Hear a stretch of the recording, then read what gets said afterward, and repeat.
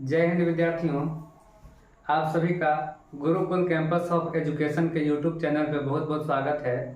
आज से हम लोग सामाजिक विज्ञान का पाठ्यक्रम स्टार्ट करने वाले हैं, जो कि 2025 में होने वाली मैट्रिक परीक्षा में बहुत उपयोगी साबित होगा।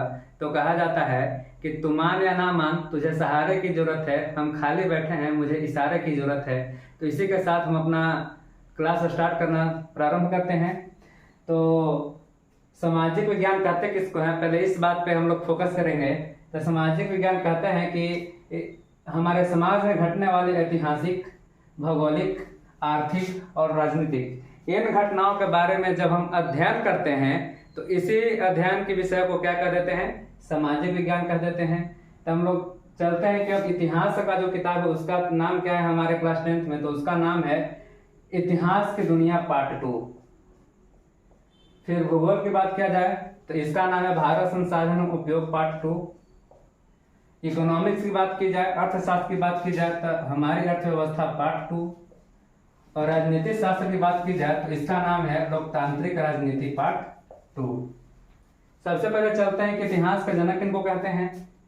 इतिहास का जनक हेरोडोटस को कहा जाता है। और भारत में वैश्विक स्तर पे तो हेरोडोटस जी हैं, लेकिन जब भारत में बात की जाए तो भारत में इतिहास का जनक जो है मेगास्थनीज को कहा जाता है।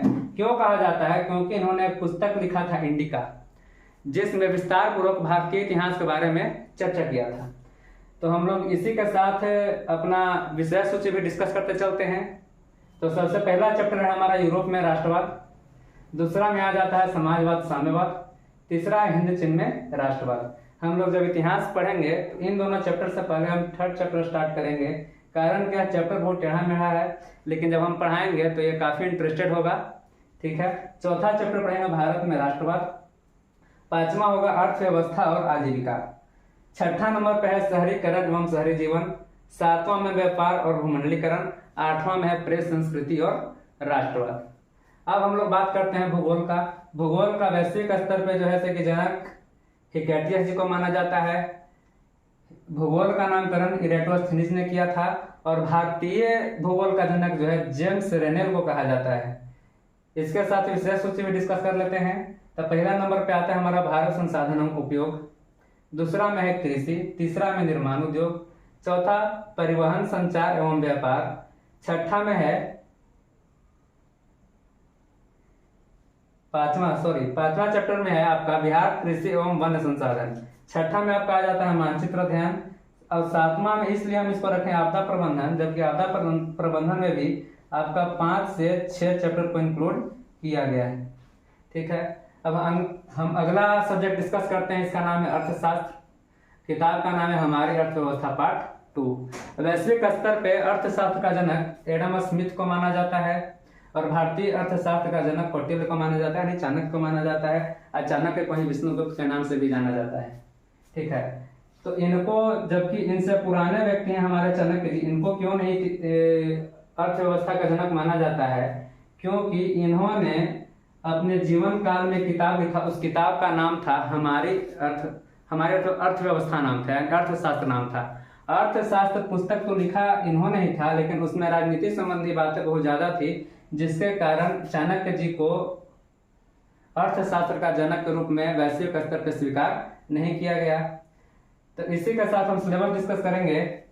पहला चैप्टर का नाम है अर्थव्यवस्था एवं इसके विकास का इतिहास, दूसरा में है राज्य एवं राष्ट्र की आय, तीसरा में मुद्रा बचत एवं साख, चौथा में आता है हमारी वित्तीय संस्थाएं, पांचवा में है रोजगार एवं सेवाएं, छठा में वैश्वीकरण और सातवां में उपभोक्ता जागरण एवं संरक्षण।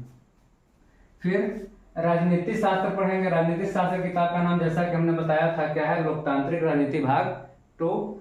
इसमें वैश्विक स्तर पर राजनीति विज्ञान का जनक अरस्तु जी को माना जाता है, लेकिन भारत में चाणक्य को माना जाता है। क्यों? क्योंकि इन्होंने अर्थशास्त्र जो किताब लिखा था उसमें अर्थ मतलब रुपया पैसा से रिलेटेड बात कम था, लेकिन राजनीति से रिलेटेड बात ज्यादा था, जिसके कारण इनको हम भारतीय राजनीति शास्त्र का जनक मानते हैं।